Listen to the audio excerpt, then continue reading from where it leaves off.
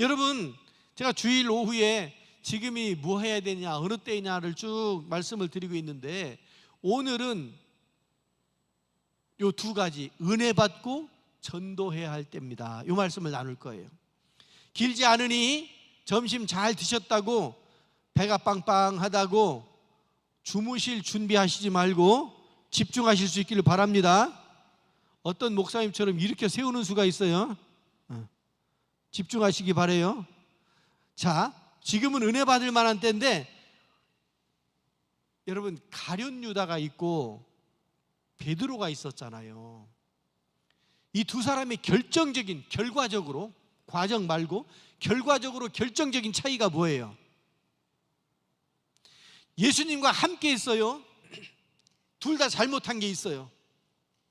잘못한 게 있는데, 가룟 유다는 회개할 기회가 주어졌는데 회개하지 않은 거예요.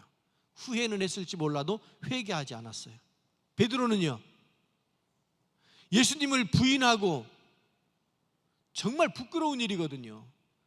여종 비자한테도, 뭐 동네 사람 아는 사람이 너 같은 배 아니야? 그랬더니 막 그냥 저주하다시피 도망가고. 베드로도요, 결코 가벼운 게 아니에요. 그의 잘못이, 그의 죄가.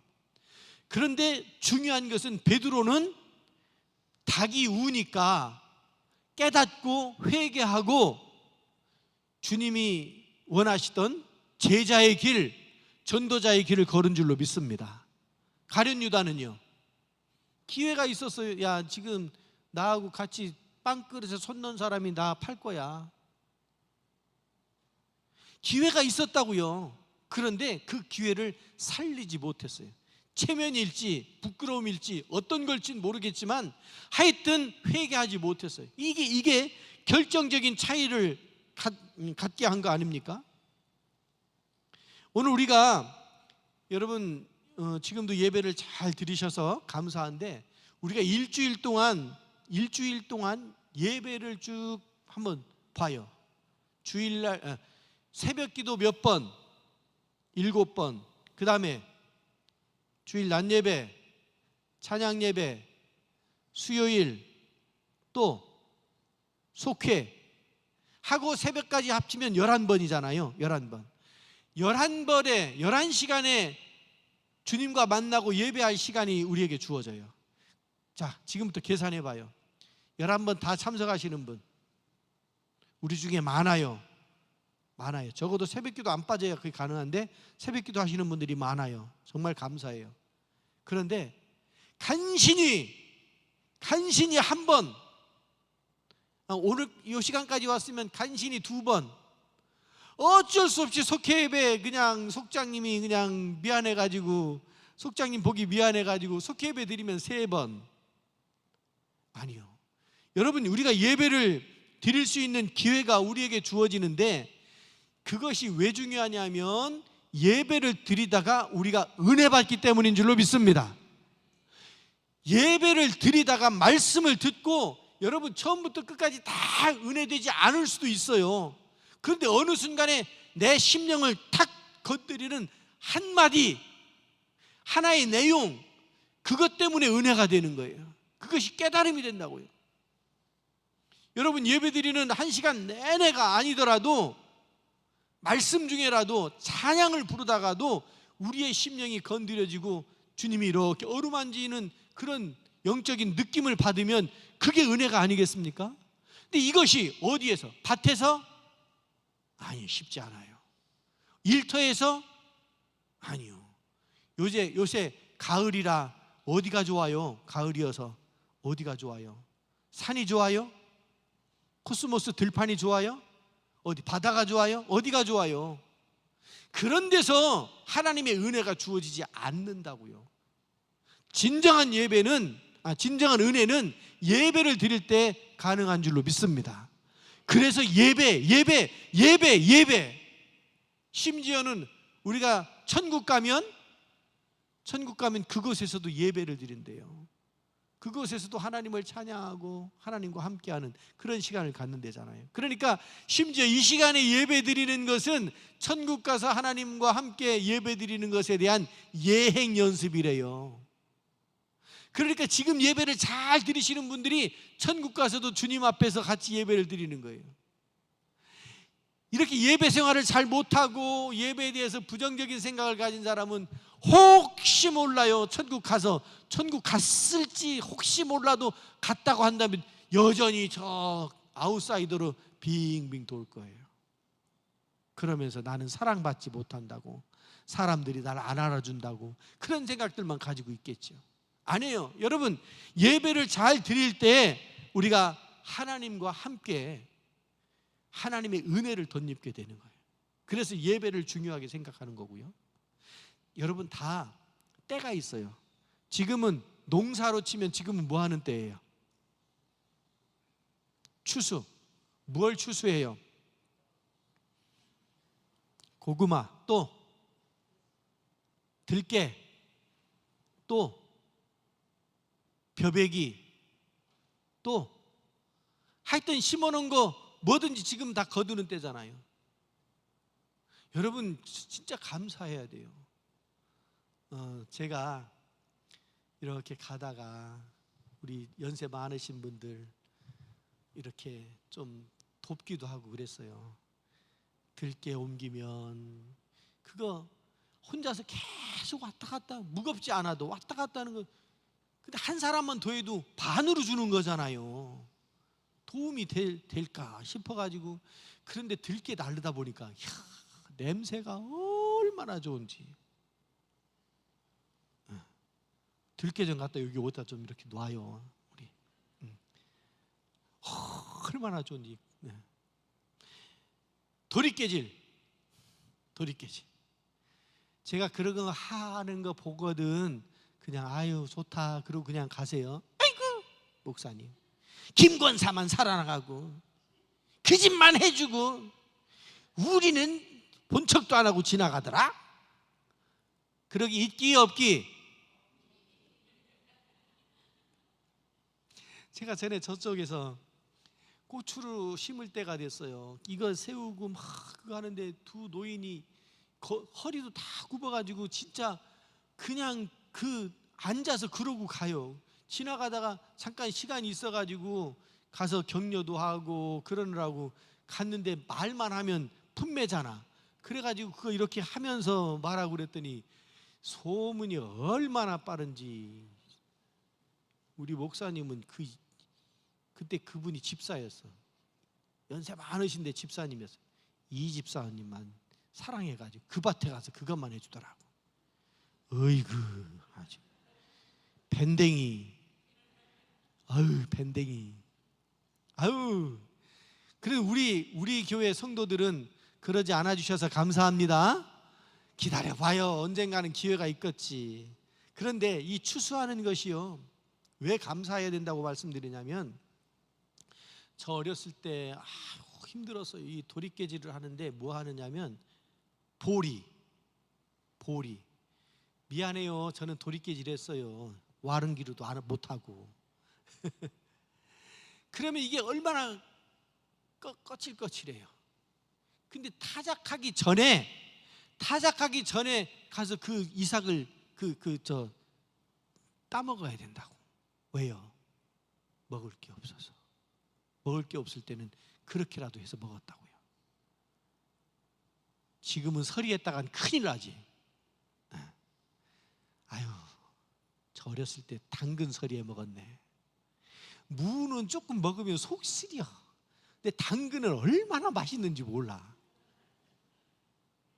왜 또 우리 목사님 서리했다고 그러니까 또 째려보는 거 봐. 여러분 지금은요 없는 때가 아니어서 얼마나 감사한지 몰라요. 그러나 중요한 것이 뭐냐면 다 때가 있는 거예요. 때가 있어요. 추수할 때 추수하지 않으면 어떻게 돼요? 추수할 때가 아닌데 추수가 돼요? 안 돼요. 그래서 때를 잘, 그 분별력, 그게 분별력이고요.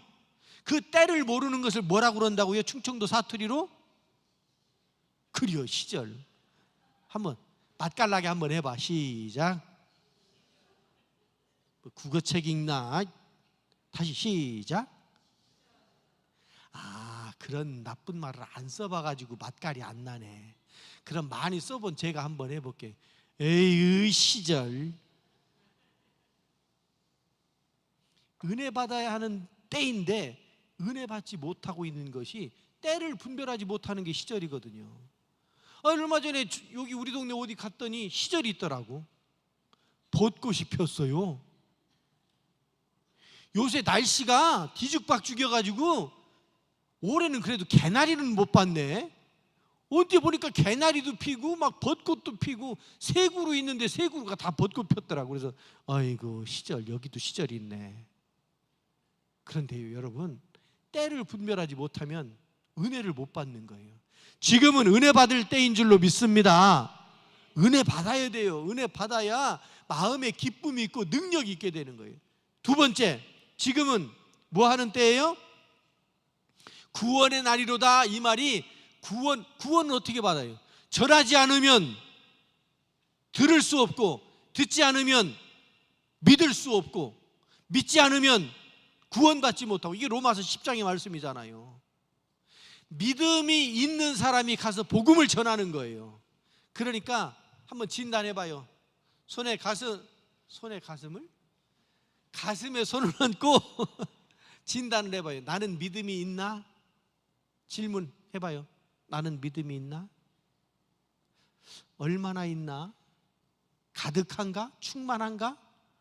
아니면 내가 생각해봐도 내 믿음은 시원찮은가? 진단을 해봐요.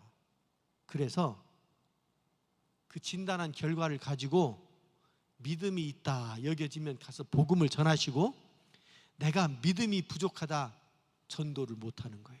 자기 확신이 없이 어떻게 남들을 구원받자고 얘기하느냐. 자기가 구원의 확신이 없는데 어떻게 구원받자고 남한테 권하느냐고요. 그래서 구원의 확신이 없으면 가서 복음을 전하면 전하는 중에 구원의 확신이, 복음의 확신이 우리에게 주어진다고요.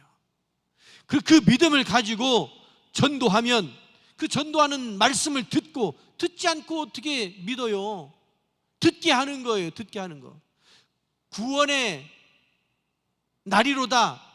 구원의 때인데 구원이 그냥 되느냐고요. 구원받는 것이 복음을 전해야 구원을 받지요.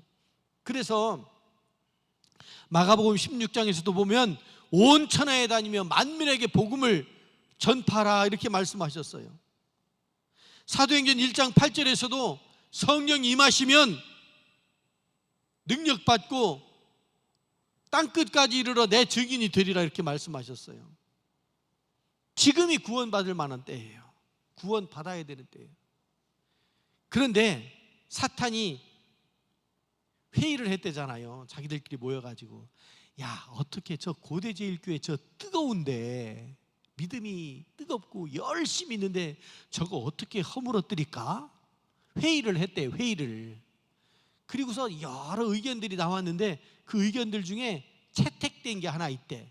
그게 뭐냐면, 그래 좋아, 열심히 하고 막 뜨겁게 하는 것도 좋아. 그런데 오늘은 배비러 가야 되니까 내일 하자 하는 마음을 심어주자 그랬대. 인정해. 열심히 해야 되는 것도 다 인정해. 근데 오늘 말고 언제요? 내일. 그런데 천국에 대한 비유로 말씀하실 때 우리가 언제 주의 품에 안겨요? 오늘 안길까요? 내일 안길까요? 네? 내일? 없어요. 내일은 없는 거예요. 사탄이 그걸 아니까 오늘 말고 내일 하자. 내일로 미루는 거예요.